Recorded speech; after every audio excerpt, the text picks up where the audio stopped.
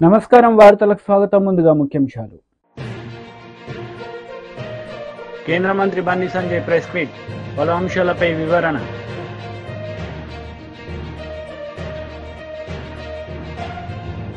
మాజీ విద్యాశాఖ మంత్రి బొత్స సత్యనారాయణ ప్రెస్ మీట్, పలు అంశాలపై వివరణ.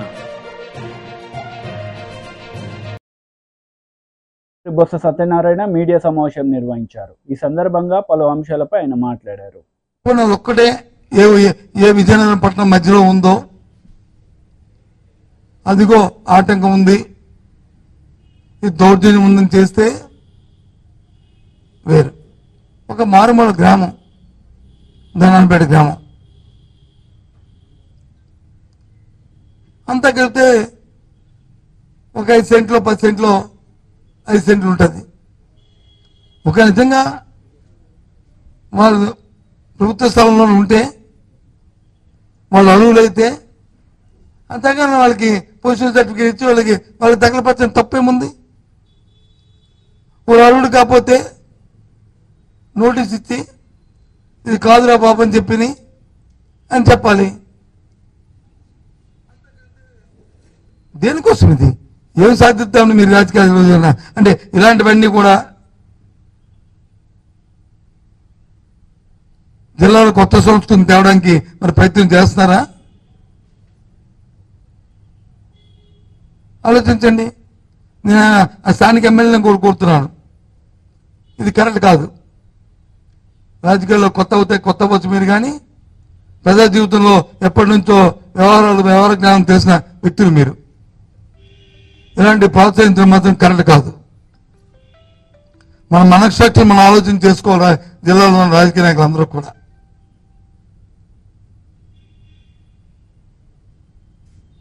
ఇటువంటి దౌర్జన్యకాండల్ని తీవ్రంగా ఖండిస్తున్నాం. రాష్ట్రంలో జరుగుతున్నాయి. గత 45 ఎన్నిక ఫలితాలు వచ్చిన దగ్గర నుంచి ఏ విధంగా జరుగుతున్నాయో చూస్తున్నాం.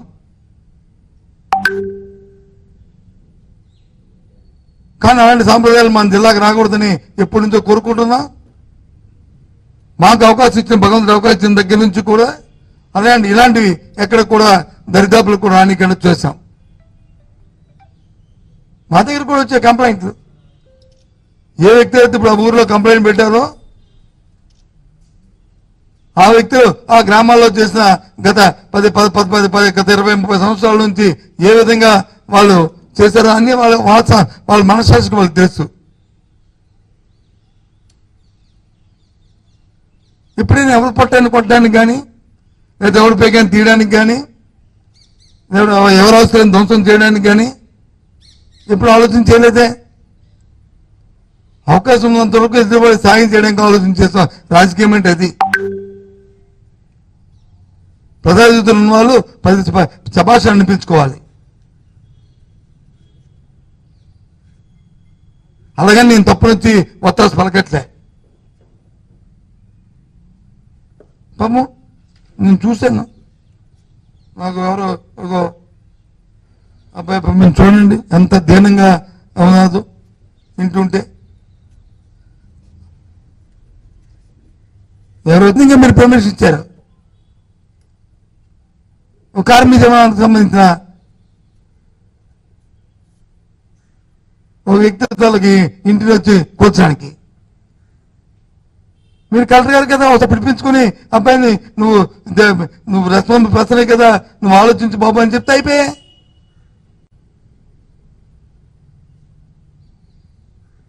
అది ఎక్సర్విస్మెంట్ కదా. అందులో నాకు తెలియకూడుతున్నాను, ఎప్పుడైనా ఓ 30-50 మంది పోలీసులు వెళ్ళి ఇలాంటి సంఘటనలు ఎక్కడైనా జిల్లాలో జరిగా ఎందుకు వెళ్ళాలి అంతమంది? మన జిల్లాలో ఓ సబ్ ఇన్స్పెక్టర్ వచ్చి ఫోన్ చేసి వాళ్ళకి బాబు నువ్వు రా అంటే 5 నిమిషాల్లో వస్తాడు. అతను వచ్చి పోలీసులకు రిపోర్ట్ చేసి ఎందుకంటే నా బైండింగ్ ఉన్న వ్యక్తులు జిల్లాలో ఉన్నా అందరూ. ప్రతి సామాన్యుడి దగ్గర నుంచి నేనైతే నమ్ముతున్న వ్యక్తిని. అందరు రాజకీయ నాయకులు కూడా ఏ పార్టీ ఆ పార్టీ ఆ రకంగా చాలా మంది చెప్తుంటాను నేను. కానీ ఇలాంటి సంప్రదాయాలు ఏంటిది? కొత్తది తీసుకొస్తున్నారు ఇలాంటివి.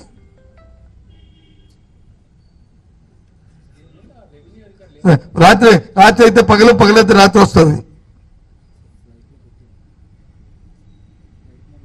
దయచేసి అలాంటి సాంప్రదాయాలు మన జిల్లాలో రానివద్దు. కొద్ది సమయం పాటించండి. మన దృష్టికి ఏదైనా నాయకులు ఎన్నుకోబడిన నాయకుల దృష్టికి ఏదైనా వస్తే రాజకీయ కోణంతో పాటు రెండు మానవతా దృక్పథం కూడా ఆలోచన చేయండి. మన మానవులు మనమేమి తిరుగుతున్న పక్షులను. BJP leader Bandi Sanjay press meet నిర్వహించారు. ఈ సందర్భంగా పలు అంశాలపై ఆయన మాట్లాడారు. రాష్ట్ర ప్రభుత్వం కూడా కేంద్రం యొక్క సహకారం తీసుకుంటాం ప్రధానమంత్రి ఆవాస్ యోజన కింద అని చెప్పి కూడా స్పష్టం చేయడం జరిగింది.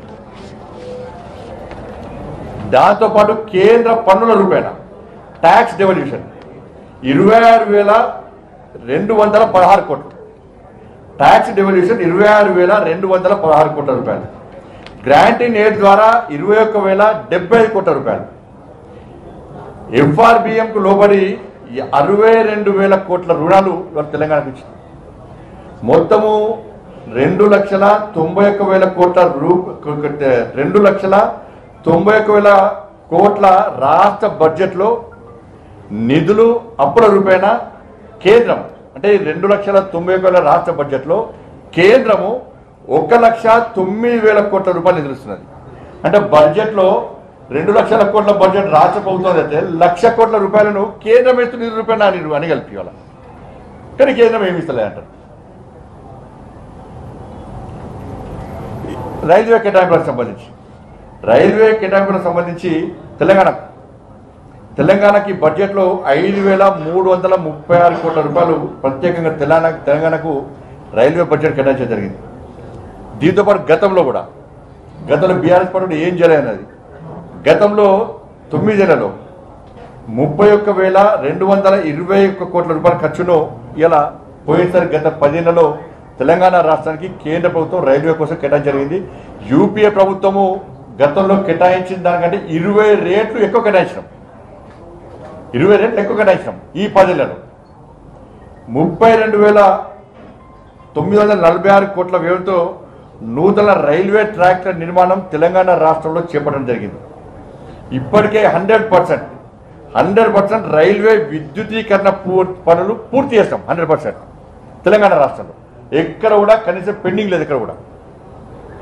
దాంతోపాటు తెలంగాణ రాష్ట్రంలో 437 ఆర్ఓబీలు ఆర్యూబీలు 437 కరీంనగర్లో తీవ్ర పని కూడా ఉన్నది. 40 రైల్వే స్టేషన్ ఆధునీకరణ పనులు దానిలో భాగంగా కరీంనగర్, పెద్దపల్లి, రామగుండం రైల్వే స్టేషన్ కూడా కొత్త టెక్నాలజీతో ఆధునీకరించే పనులు కూడా ప్రారంభమైనాయి. 217 కోట్లతో సికింద్రాబాద్ రైల్వే స్టేషన్ ఆధునీకరణ జరుగుతున్న విషయం అందరికీ తెలిసిందే. చెర్లపల్లిలో హైదరాబాద్లో ఈ ట్రాఫిక్ ఇబ్బంది వల్ల దాంతో ప్రజలు ఇబ్బంది పడుతున్నారు. కేవలం నాంపల్లి, సికింద్రాబాద్ స్టేషన్లే ఉన్నాయి. కానీ ప్రజలు సమయాన్ని చేరుకోలేకపోతున్నారు అని చెప్పి ఉద్దేశంతో చెర్లపల్లిలో నూతన టెర్మినల్ పనులు కూడా 99% పూర్తయింది. ప్రారంభోత్సవానికి సిద్ధం ఉంది. చిన్న కొన్ని సమస్యలు కాబట్టి దాన్ని కూడా పూర్తి చేసి ఇలా ప్రధానమంత్రితో ప్రారంభించడానికి కిషన్ రెడ్డి గారు ప్రయత్నిస్తూ ఉన్నారు. ఇవి కేంద్ర ప్రభుత్వము తెలంగాణ రాష్ట్రానికి ఇచ్చింది. ఈ దేశ ప్రజలకు అందించిన బడ్జెట్ కేంద్ర ప్రభుత్వం. ఇవన్నీ వాళ్ళు అడుగుతూ ఏమంటారంటే లేదు 10,000 రూపాయన మేము ఇస్తాం కదా అంటారు. మరి కేంద్రం కూడా 10,000 రూపాయలు ఇస్తారు కదా. ఇవాళ కేంద్రం కూడా 10,000 రూపాయన అనేక విభాగాలకు సంబంధించి కానీ, సంక్షేమానికి సంబంధించి కానీ, అభివృద్ధికి సంబంధించి కానీ ఆ విభాగాలకు సంబంధించి నిధులు కేటాయించిన కేంద్ర ప్రభుత్వం కూడా. ఇవాళ 1,90,000 కోట్ల రూపాయల పైగా కేంద్ర నిధులు సమకూరిస్తే రాష్ట్ర బడ్జెట్లో కనీసము దాని గురించి ప్రస్తావన లేదు. ఇలా ఆర్థిక శాఖ మంత్రి గారే అయిపోయారు. ఆర్థిక శాఖ మంత్రి గారే క్లారిటీ ఇచ్చింది. అలా ఇవాళ జిఎస్టీ ఆదాయంలో 74%, జిఎస్టీ ఆదాయంలో తెలంగాణ వచ్చే జిఎస్టీ ఆదాయంలో 74% 3 రాష్ట్ర. వైసీపీ లీడర్ మీడియా సమావేశం నిర్వహించారు. ఈ సందర్భంగా పలు అంశాలపై ఆయన మాట్లాడారు. స్థానంలో ఉండేది సంస్కరణలే కాకుండా ఫీడ్బ్యాక్ నుంచి అంటే ప్రజలు ఇచ్చిన ఫీడ్బ్యాక్, పరిశ్రమ ఎవరైతే స్థాపించినారో వాళ్ళ ఫీడ్బ్యాక్, వ్యాపారస్తుల ఫీడ్బ్యాక్ నుంచి చూస్తే 1వ స్థానంలో ఉన్నారు. కానీ మీరు చెప్పే ప్రకారం అయితే అప్పట్లో ప్రగతి ఉంది, ఇప్పుడు లేదు అని అంటారు. ఎంత అన్యాయంగా చెప్తారండి అది. అదేవిధంగా డైవర్షన్ ఆఫ్ ఫండ్స్ త్రూ ఎంత అండి, ఇప్పుడు ఏ విధంగా డైవర్ట్ చేసినారండి? ఇప్పుడు లిక్కర్ ఏదైతే అమ్ముతామో ప్రభుత్వం లిక్కర్ సేల్స్ చేసినప్పుడు దాంట్లో ఒక 6-7 రకాల కాంపనెంట్స్ ఉంటాయి. ఒకటి లైసెన్స్ ఫీ, ఒకటి ఎక్సైజ్ డ్యూటీ, ఒకటి అడిషనల్ ఎక్సైజ్ డ్యూటీ, ఒకటి ప్రివిలేజ్ ఫీ, ఒకటి ఏఆర్ఈటీ, ఒకటి ఆర్ఈటీ, ఒకటి స్పెషల్ మార్జిన్, అదర్స్. అయితే ఇంతకుముందు తెలుగుదేశం ప్రభుత్వంలో రీటైల్ షాపులు ఉన్నప్పుడు లిక్కర్ సేల్స్ అన్నీ కూడా ఆ ఊర్లో ఉండే వాళ్ళు సిండికేట్ అయిపోయి వాళ్ళే తెలుగుదేశం వాళ్ళే లిక్కర్ షాప్ నడుపుతూ సిండికేట్ అయ్యి ఆ సిండికేట్లో భాగంగా ఎంఆర్పి ఏదైతే ఉందో అంతకంటే ఎక్కువ అమ్మేవాళ్ళు. అంటే ఉదాహరణకు ఒకవేళ బియర్ బాటిల్ ఒకటి 100 రూపాయలు అయితే ఒక 10 రూపాయలు 20 రూపాయలు వాళ్ళు సిండికేట్ చేసుకొని ఆ ఊర్లో ఎక్కువ అమ్మేవాళ్ళు. మా ప్రభుత్వం వచ్చిన తర్వాత ప్రభుత్వం ఎప్పుడైతే సేల్స్ స్టార్ట్ చేసిందో ఆ సేల్స్ స్టార్ట్ చేసిన తర్వాత ఆ అన్ఆథరైజ్డ్గా అనధికారికంగా ఏదైతే ఎక్కువ రేట్ అమ్ముతున్నారో అందాజుగా అది ఎంత అని కనుక్కొని దాన్ని ఏఆర్ఈటీ, అంటే ఉదాహరణకు 100 రూపాయల బీర్ ఒకవేళ 110 రూపాయలు అమ్మే పాట అయితే ఆ 10 రూపాయలు అనధికారికంగా ఏదైతే వసూలు చేస్తూ ఉన్నారో అది ఏఆర్ఈటీ అని పెట్టి ఆ ఏఆర్ఈటీ అడిషనల్ రీటైల్ ఎక్సైజ్ ట్యాక్స్ పెట్టి ఆ ఏఆర్ఈటీని ప్రభుత్వంకు సంబంధించిన స్టేట్ డెవలప్మెంట్ కార్పొరేషన్ యొక్క కార్పొరేషన్కు సంబంధించిన అప్పు దిద్దేదానికి ఎస్క్రో చేసి ఆ అప్పు కూడా ఏ విధంగా చేయడం జరిగింది, అది చట్టపరంగా అసెంబ్లీలో చట్టం చేసి చేయడం జరిగింది. ఆ అప్పు కూడా దేనికి, కేవలం 4, రైతు భరోసా, అదేవిధంగా ఆసరా, అదేవిధంగా చేయూత, అదేవిధంగా అమ్మఒడి, కేవలం 4 కార్యక్రమాలకు మాత్రమే. అంటే ఒక మందు సీసా అమ్మితే మందు సీసా మీద అనధికారికంగా ఎవరైతే సంపాదిస్తున్నారో అనధికారికంగా సంపాదనను అధికారికంగా తీసుకొని ఆ డబ్బులతో మాత్రమే ఈ 4 మంచి స్కీములు జరిగితే దాన్ని అన్యాయం అండి అని అన్నారు. మరి ఈరోజు మేధావులు కదా, మేధావులు అయితే మరి ఏ విధంగా మీరు 2 నెలలు అయినా కూడా ఇంచుమించు అదే సేల్స్ నడుపుతున్నారండి? ఎందుకు నడుపుతున్నారు అదే sales?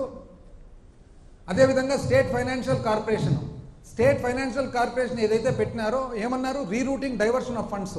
Maritime board, Streenidhi, mineral development corporation, ఇటువంటివి ఎన్నో సంస్థలు. వాస్తవానికి ఈ సంస్థల్లో ఏవైతే డబ్బులు ఉన్నాయో ఆ డబ్బులన్నీ కూడా అవి బ్యాంకుల్లో పెట్టేవాళ్ళు, అవసరానికి మాత్రం వాడుకునేవాళ్ళు. బ్యాంకులు ఏదైతే పెడుతున్నారో ఆ బ్యాంకు బదులు స్టేట్ ఫైనాన్షియల్ కార్పొరేషన్ సర్వీసెస్ అని చెప్పి ఒక కంపెనీ ఫ్లోట్ చేసి, ప్రభుత్వ కంపెనీ, ఆ కంపెనీలోకి తీసుకొని ఆ బ్యాంకు కంటే కూడా ఒక 0.5% ఇంచుమించు ఎక్కువ వడ్డీ ఇస్తూ ఆ డబ్బులు ప్రభుత్వ ఖర్చులకు వాడడం జరిగింది. తప్పేముందండి దీంట్లో? ఏం తప్పుంది అంటే బ్యాంకులో పెట్టినారు, బ్యాంకు బదులు ఒక 0.5%, ఒక 0.5% ఇంకా ఎక్కువ వడ్డీ ఇవ్వడం జరిగింది. అదే కంపెనీలోకి తీసుకోవడం జరిగింది. ఆ కంపెనీ ఏది? Under the companies act. అది ఎవరు? ఆర్బీఐ కింద ఉండే కంపెనీ. అది ఆడిట్ ఎవరు చేస్తున్నారు? సిఏజీ చేస్తుంది ఆడిట్. ఏ విధంగా దీన్ని తప్పంటున్నారు? దీనివల్ల చాలా చెల్లాచెదురు అయిందంట. ఎట్లయితుందండి చెల్లాచెదురు? ఇంకోటి state spending beyond states resources, అంటే మన శక్తి కంటే ఎక్కువ ఖర్చు పెడుతున్నారు. ఎట్లయిందండి? ఇప్పుడు మీరు చెప్పారు కదా ఇంతకుముందు పేజ్ 30లో ఏమని చెప్పినారు మీరు? ఈ విధంగా చాలకొస్తున్నాయి డబ్బులు. మీరు చెప్పండి సమాధానం మీరే. అన్నిటికంటే ఎక్కువ జీతాలు భత్యాలు 90 చిల్లర వేల కోట్లు. అదే కదండి హైయెస్ట్. మీకు తెలిసే కదా జరిగింది. 42% పిఆర్సీ ఫిట్మెంట్ మీరు ఇచ్చిన తర్వాతనే కదా పెరిగిండేది. ఈరోజు నెక్స్ట్ 33,000 కోట్లు వెల్ఫేర్ పెన్షన్స్. మీకు తెలిసే కదా జరిగిండేది. మీరు మంచి అనుకున్నారో ఇంకోటి అనుకున్నారో మీరు చేసినారు. మీరు చేసడం వల్ల పెరిగింది, అయిపోయింది. మీరు చేసినారు, పెరిగింది. మళ్ళీ దానివల్ల మీరెందుకు బాధపడుతున్నారు? వేరే వాళ్లకు ఎందుకు ఆపాదయాలను చూస్తున్నారు అనేది పాయింట్. అన్నిటికంటే ముఖ్యం అప్పు, రాష్ట్ర అప్పు. అబ్బా అసలు అప్పు గురించి చూస్తే అసలు ఎంత అన్యాయంగా అప్పు గురించి ఎడా పెడా అప్పులు, పైగా ఓడి ఈనాడు ఏమాత్రం తగ్గని రాష్ట్ర ప్రభుత్వ రుణాలు. మంచిది. అప్పులతో నెట్టుకొస్తున్నాం యనమల రామకృష్ణుడు గారు. అప్పులపై అబద్ధాలు, ఏబిఎన్ ఆంధ్రజ్యోతి. కొత్తగా ఇంకొక 1000 కోట్ల అప్పు. అబ్బా, అప్పుల్లో సరికొత్త రికార్డు.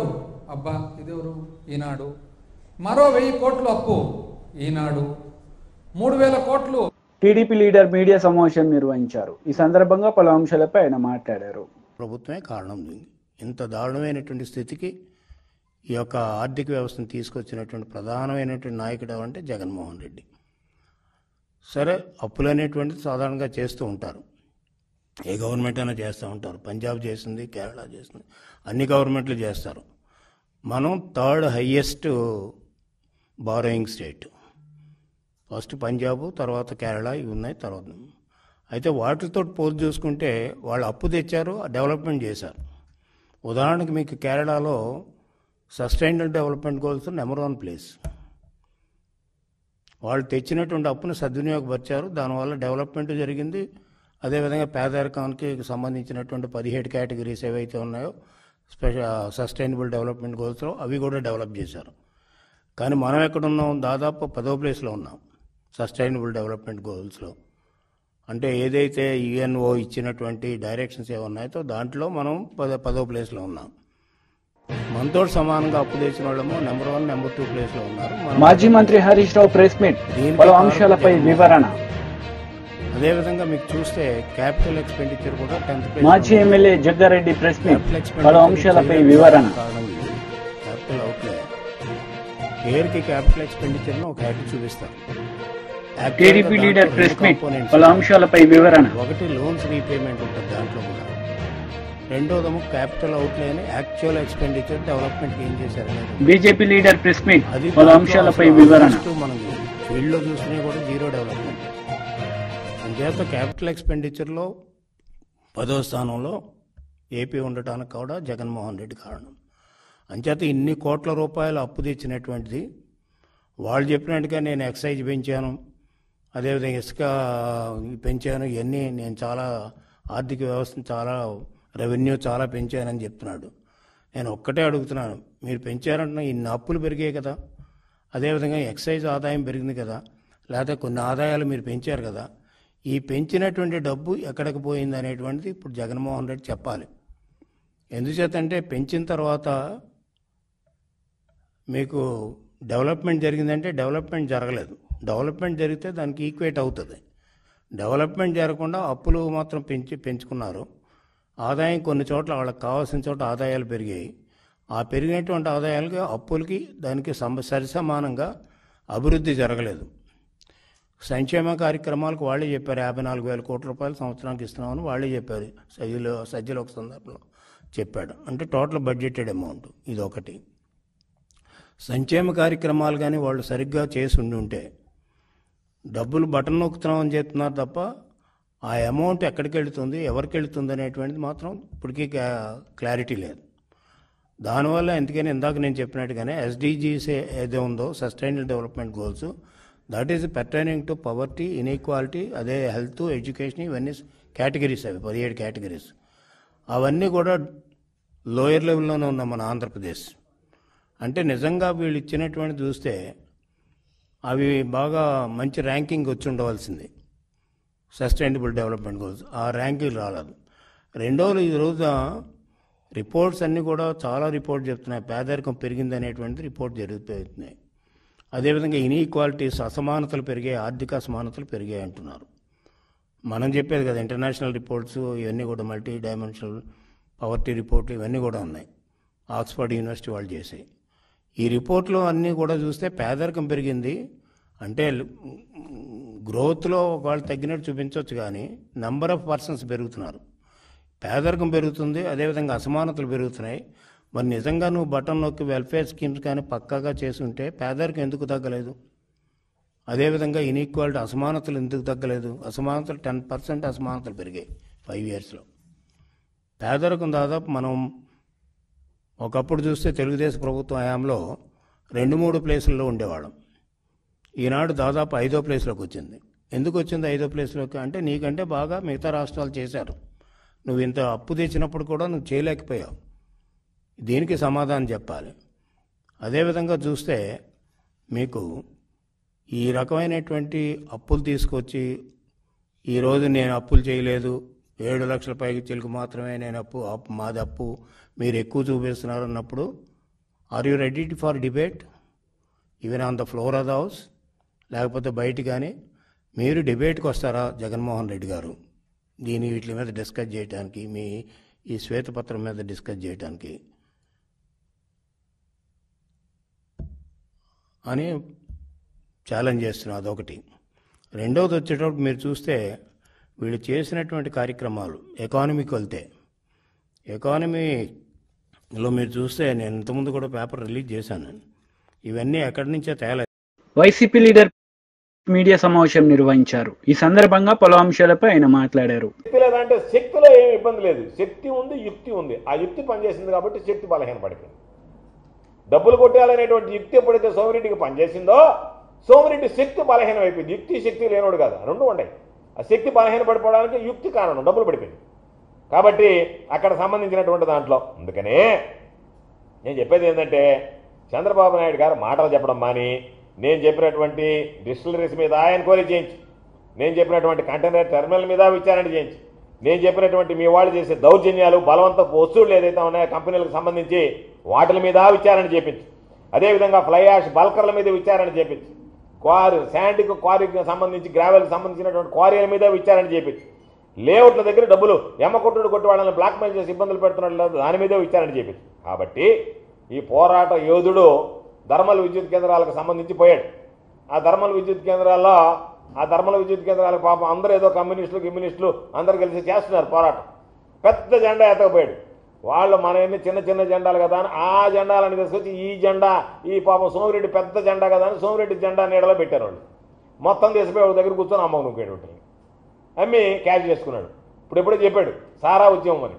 అప్పుడు నీకింత పనితనం ఉందని ఎవరు గుర్తించుంటే ఆ రోజే బేర సారా జరిగిన సారా ఉద్యమాన్ని కూడా ఎవరు ఒక లెక్కర్ కాంట్రాక్టర్కి అమ్మ ఉండేవాడు.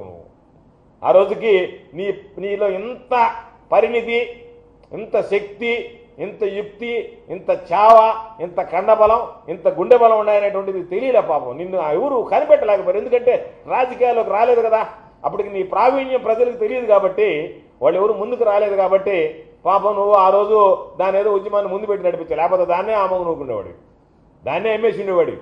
ఏది సారా ఉద్యమంతోనే నీ అమ్ముడు కార్యక్రమం ప్రారంభమైండేది ఈ జిల్లాలో. కాబట్టి తర్వాత ధర్మల విద్యుత్ కేంద్రాలు వచ్చినా ఏదొచ్చినా సరే ఎవడో ఒకటి చెప్పండి నిన్న, ఏంద్రా నాయన పరిస్థితి అంటే ఏమి లేదు సార్, సాధారణంగా కళాకారులు ఏం చేస్తారంటే ఏదన్నా కళను ప్రదర్శించిన తర్వాత దుప్పటి పరిచి కూర్చుంటాడు. అట్లా సోమిరెడ్డి పని ఏంటంటే దుప్పటి పరిచి కూర్చొని ఉన్నాడు. ఎల్కిలు అయిపోయినాయి, నేను మీరు కానీ అని చెప్పి దుప్పటి పరిచి దుప్పటి మీద కూర్చొని ఉంటే ఎవడన్నా వస్తే ఆ దుప్పటి మీద వేసిపోండి అని చెప్పినాడు. కళాకారుడు చేసే పని ఏంది, ఎవడన్నా ఒకటి మామూలుగా ఏదన్నా ఒక ప్రదర్శన ఇస్తే ఆ ప్రదర్శన అయిపోయిన తర్వాత ఏం చేస్తారంటే పేద కళాకారులు కానీ యాచకులు కానీ దుప్పటి ఒకటి పరిచి కూర్చుంటారు. అంటే నేను ప్రదర్శించినటువంటి దాని మీద ఏమని అట్టా అయ్యా నేను ఏదో ఎన్నికల్లో గెలిచాను, నేను నా ప్రదర్శనకి మీరందరూ ఇచ్చోధికంగా సహాయ సహకారాలు అందించండి అని చెప్పి కాకపోతే పాము వాళ్ళు అర్థిస్తారు, నువ్వు బెదిరిస్తున్నావు అని పెద్ద తేడా లేదు ఇద్దరికి. వాళ్ళు అర్థిస్తారు అయ్యా ఏంటి అని ఏదన్నా దానం చేయండి అని, నువ్వు ఇస్తావా ఇవా లేకపోతే నేను అంత చూడమంటావు, బెదిరించి అంత ఇచ్చుకుంటున్నావు, అంతే తేడా. కాబట్టి ఎన్నికల్లో గెలిచావు, దుప్పటి పరిచేసావు, వాటికి సంబంధించినటువంటి దాంట్లో అన్ని కార్యక్రమాలు ఉన్నాయి. కాబట్టి నీకు కానీ తెలుగుదేశం పార్టీకి కానీ చంద్రబాబు నాయుడుకి కానీ చిత్తశుద్ధి ఉంటే నేను ఈరోజు ఆరోపించినటువంటి అంశాల మీద విచారణ చేయించి దీంట్లో ఎందుకంటే ఈరోజు నీ ప్రభుత్వం ఉండొచ్చు, రేపు ప్రభుత్వం మారచ్చు. గతంలో కూడా నువ్వు చేసినటువంటి ఇబ్బందులకి ఆ రోజు నీరు చెట్టు కింద నువ్వు దోచుకున్నావు. ఏ విధంగా దోచుకున్నావో నాకు తెలుసు. ఎందుకంటే నీకు ఇచ్చింది మాన్యువల్ రేట్, నువ్వు చేసింది మిషన్లతో. తెలిసిన తర్వాత తెలియనటువంటి వాడు కాదు, నీలాగా పెద్ద చదువు చదువుకుని చీఫ్ ఇంజనీర్ స్థాయి అవుతుంది కానీ నేను ఏదో మామూలుగా బీటెక్ చదువుకున్నటువంటి సివిల్ ఇంజనీర్ నేను. కాబట్టి నాకు అంత మాత్రం తెలియకపోలే. కాకపోతే ఆ కాగితాలన్నీ తీసుకొస్తే ఉద్యోగస్తులు నా దగ్గరికి వచ్చి సార్ ఏదో చెప్పారు చేశాం పొరపాటు, ఈరోజు మేము దానివల్ల లబ్ధి పొందింది ఏమి లేదు, మా చేత చేయించారు లబ్ధి పొందాం, ఈరోజు మీరు దీని మీద చర్యలు తీసుకుంటే మా కుటుంబాలు వీధిని పడతాయంటే ఆ ఉద్యోగుల శ్రేయస్సును చూసి ఆ ఉద్యోగస్తుల ముఖం చూసి ఒక్క దాని మీద కూడా ఎంక్వైరీ వేయించలేదు. ఆ రోజు నువ్వు దోచుకున్నావు, నీరు చెట్టు మీద నిన్ను గతంలో చెప్పాం, కానీ ఎందుకు విచారణ వేయించలేదు అంటే వాళ్ళ పాపం ఆ ఉద్యోగస్తుల ముఖం చూసి విచారణ చేయించలేదు. అందుకని ఈరోజు మరలా ఉద్యోగస్తులు ముందుగానే చెప్తున్నాం ఇటువంటి వార్తలు ముగించే ముందు ముఖ్యాంశాలు మరోసారి. కేంద్ర మంత్రి బండి సంజయ్ ప్రెస్ మీట్, పలు అంశాలపై వివరణ.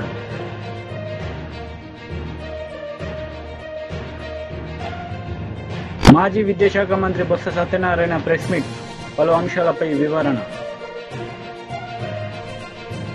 ఈ వార్తలు ఇంతటితో సమాప్తం. తిరిగి ప్రసారమయ్యే వార్తల్లో మళ్ళీ కలుద్దాం. అంతవరకు సెలవు. నమస్తే.